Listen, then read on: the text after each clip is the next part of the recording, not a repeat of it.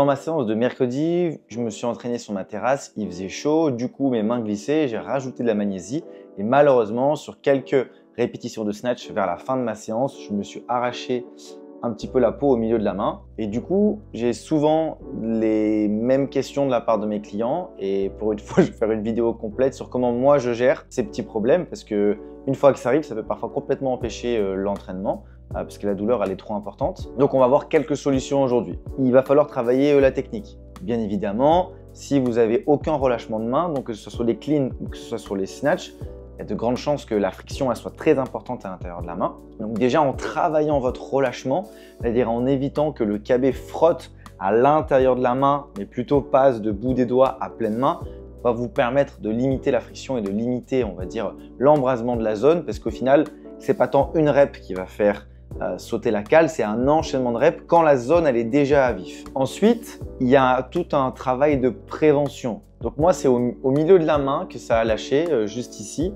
C'est assez difficile de protéger, on va dire, cette zone-là. Surtout que si je me suis arraché, c'est parce que ça dépendait de plusieurs facteurs. Le premier, la magnésie. La magnésie, il faut faire attention parce que oui, ça augmente le grip, mais ça augmente énormément la friction. Et du coup, s'il y a un gros volume de snatch ou de clean, ça peut faciliter encore plus, on va dire, l'arrachement d'une cale. Et ensuite, comme vous avez vu, c'est au milieu de la main. C'est pas sur les cales du haut. C'est parce que mon kettlebell a en dessous de la hanche, il a perdu un petit peu de volume, je sais pas comment dire, l'acier s'est un peu décomposé à cet endroit. Du coup, ça fait comme un mini cratère en dessous.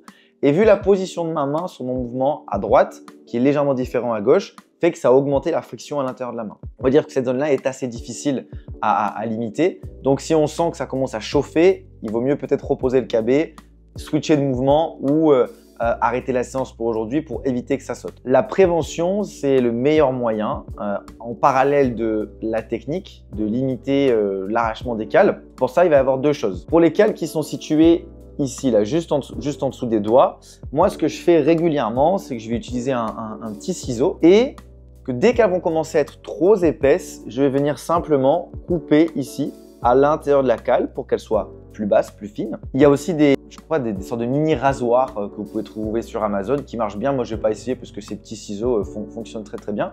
Et après, en parallèle, je vais aussi utiliser un gel.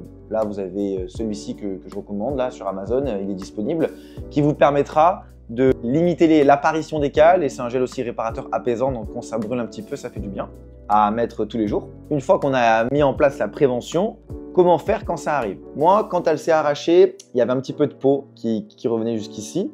Moi, ce que je vous conseille de faire, c'est de couper à ras, là au plus court, donc laisser la chair à vif pour que ça sèche bien, désinfecter. Après, vous laissez le bras à l'air libre pour que ça sèche, pour que ça se reconstruise plus vite.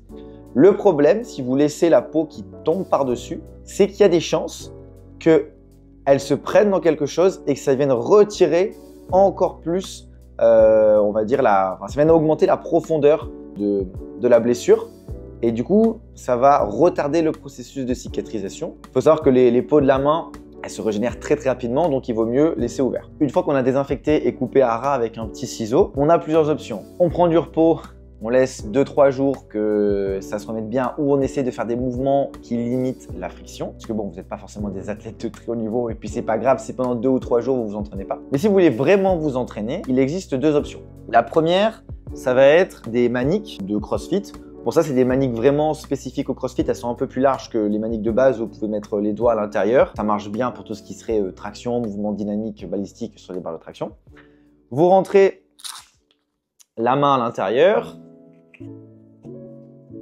Et ici, ça permet de vous protéger, on va dire, de limiter la friction à l'intérieur parce que vous avez une couche supplémentaire. Les maniques, ça va coûter entre 30 et 40 euros. Ça marche bien. Moi, je ne suis pas fan parce que souvent, les doigts ne peuvent pas, on va dire, être actifs à 100%. Ce qui fait que le kettlebell peut glisser. C'est un peu plus dangereux en termes de technique. Donc, je ne conseille pas forcément. Une autre option que j'aime bien utiliser et que je recommande et que je préfère, c'est d'utiliser des straps pour protéger la plaie. Par contre, le problème avec les bandes, en tout cas, ce qu'il ne faut surtout pas faire. Donc, par exemple, là, moi, j'ai la cale qui est en plein milieu. Donc, ce que je veux absolument éviter, c'est de faire un bandage horizontal comme ceci.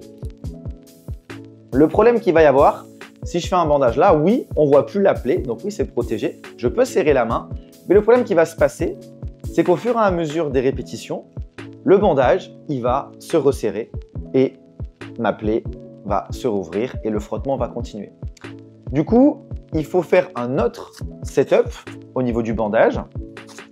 Plutôt que de le faire horizontalement, on va le faire verticalement. Donc, on va chercher à découper 2 grandes bandes qu'on va faire passer ici à l'intérieur de la main.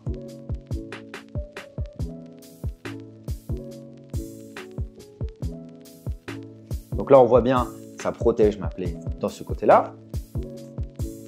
Et on va venir rajouter dans chaque doigt un bandage supplémentaire pour avoir une protection encore plus importante.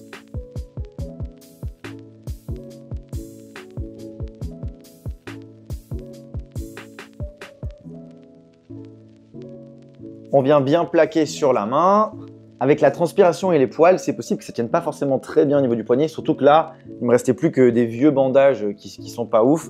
Je vous mettrai dans la description une marque que j'utilisais beaucoup quand je faisais du crossfit et que ça pouvait m'arriver d'avoir les cales qui s'arrachent, qui est bien meilleure, avec un meilleur grip que celle-ci, mais bon, j'avais que ça pour vous faire la démonstration.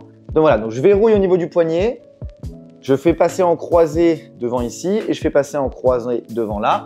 L'avantage, c'est que là, maintenant, si je serre la main, il y aura forcément la couche qui va toujours me protéger sur chacune de mes reps, que je fasse des snatchs ou que je fasse des cleans.